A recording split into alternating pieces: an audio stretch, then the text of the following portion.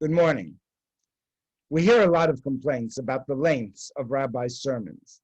So I'm here to give you 4 jokes that hopefully will help you whenever you feel the Rabbi is speaking too long. The first is about 2 friends who meet each other and try to catch up because they hadn't seen each other in quite a while.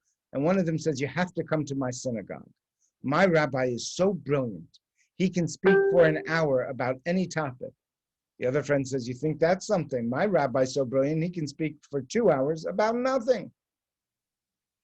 A man takes his non-Jewish friend to the synagogue, and he puts on a kippah. The Jewish friend puts on a kippah.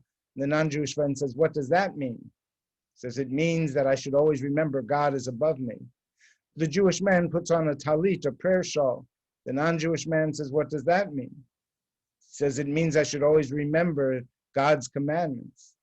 They sit in the synagogue. It comes time for the sermon. The rabbi takes off his watch and very dramatically places it down in front of him. The non-Jew says, "What does that mean?" The Jewish friend says, "That doesn't mean anything." A rabbi has a CNN correspondent as a congregant. And after his Yom Kippur sermon, the CNN congregant comes up to him and says, "The sermon you gave, do you think you could melt it down into like a 1-minute soundbite?" The rabbi gets very excited and says, "Of course I can." The CNN correspondent says, "Then why didn't you?" and walks away. And my last joke, a rabbi, a cantor, and the president of a synagogue are captured by cannibals. And the cannibals say, "Before we kill you and eat you, we're going to give you each one last request.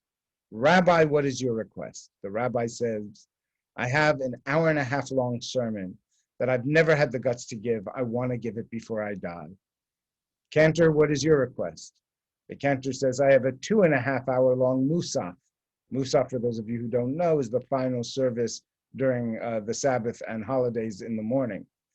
He says, "And I would like to give that. I would like to recite a 2.5 hour musaf." And they turn to the president and they say, "Okay, Mr. President of the synagogue, what is your request?" And he looks at the rabbi, looks at the cantor, and he says, "Kill me first." I hope you found these amusing, and I hope you have a great day, and I'll see you tomorrow.